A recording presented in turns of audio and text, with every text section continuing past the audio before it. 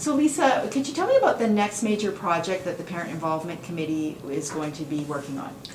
Very exciting. April 9th, we have our Circle of Learning Conference.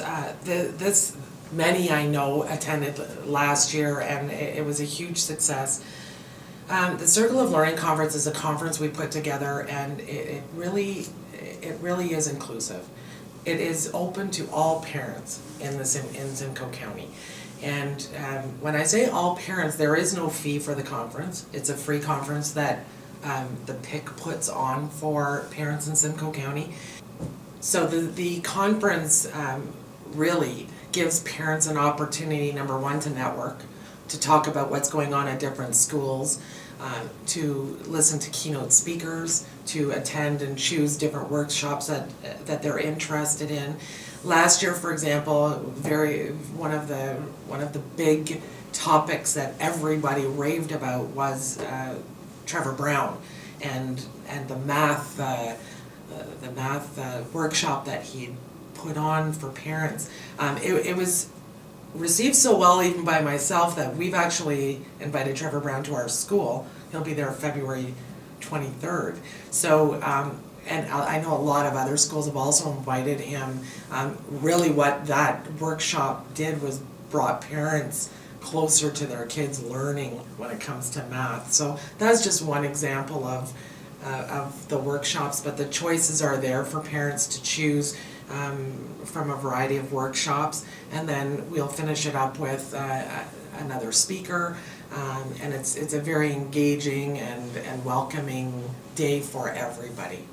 So from where we were back when school councils first started to be formed in schools, and I think I had referred to those as way back in the day when it was the PTAs, and how I look at where we are now. The progress that we've made in our schools really has been incredible. Our school councils are using assessments. They're really looking at different documents in the schools and looking at how they can help with student achievement, how we can reach further out into the community and look at what the barriers are in our schools, how we can reduce gaps. So that's from back doing fundraising to the bake sale mentality of what school councils were about. Really, we've come a long way since then, and we're really looking at parents assisting and being partners in schools and partners in their child's education. So our school council is being engaged with all of these new projects, so not fundraising, because that really should be another committee, but looking at what school needs and climate and barriers and gaps, all those things that I spoke about, parents are really starting to see what that effect is on achievement, and not just with their own kids, but the kids that they're working with. So I'll just give you an example. I happened to be reading with one of the kids in my daughter's class, and she's struggled at the beginning of the year. She didn't read at home very much, and we started a book, and it was a book that I think she thought was a little bit tough and thought maybe I wasn't being so nice, but we finished the book and she cried. We got to the last page of the book, and I'm going to get all emotional, but we got to the last page of the book, and it took us a month and a half. And she just started crying, and I said, "Oh, are you okay? Is there, what's wrong? Why are you crying?" And she said, "We did it."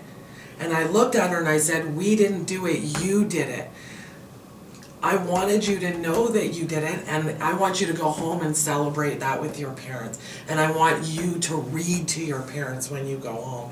And that girl today has a logbook that she writes down every day how long she read. So that's my own personal story that I can share with you, but that's what's happening in our schools, and that's the gap that we're closing, and that's how we're reaching not just our own kids, but the other kids in our community. So really the Parent Involvement Committee hosts these system-wide school council members meetings so that we can reach out to school councils across the county without really losing one or two schools that maybe can't come to the school board. So sometimes we'll do video conferences, sometimes we'll bring everyone together in one format. But the purpose is to really look at not just your individual school, but to look at your school improvement plan outside of your, I'm going to call it the four walls of your school, but really looking outside of that and looking at the community needs. What do you have for kids outside of the school? Is there something that the school can do, for example, an after-school program?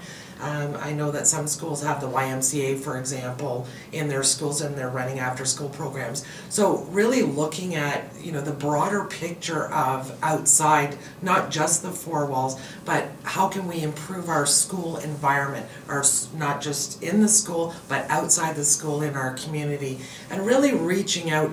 And I think especially this year, one of the things that we're looking at is in our school, for example, is kindergarten.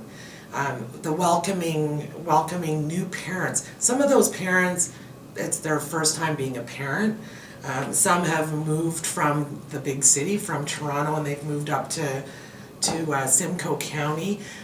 So really reaching out to them and knowing what's going on in your community as a school council. And part of the way that you can do that is looking at the school improvement plan, looking at your welcome to kindergarten plan that the teachers put together, and looking at how you as a school council can look at the school climate and have an impact on really reaching out to those parents at the beginning of their child's life in that school system, in our school, for that 7 or 8 years if it's elementary, and then helping them transition and move on to high school.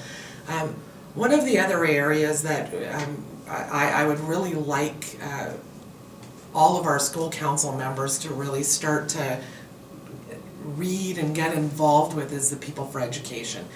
The People for Education is www.peopleforeducation.com.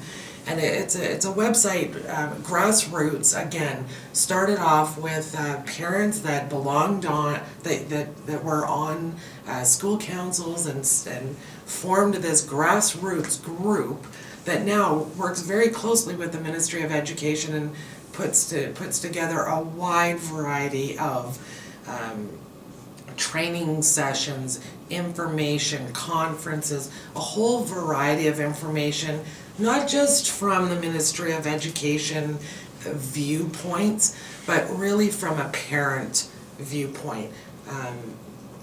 That's what the group is all about. And it's reaching out and networking and talking about what student needs are and how parents can become more involved in their schools. So the last thing that I really wanted to touch on is recruitment.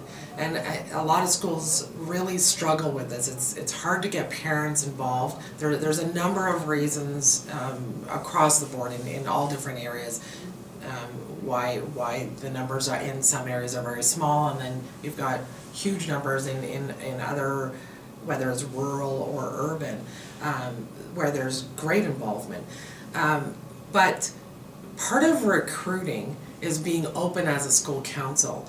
And when I say open, I guess we need to really be looking at barriers. We need to look at why new parents aren't joining, why maybe the comfort level's not there, why they don't feel comfortable walking through the front doors, how we can get to know those parents better. And I touched on it a minute ago, just talking about the welcome to kindergarten, that every new person that joins our school goes through this welcome to kindergarten process, and part of that process really should involve school council, as school council member or members.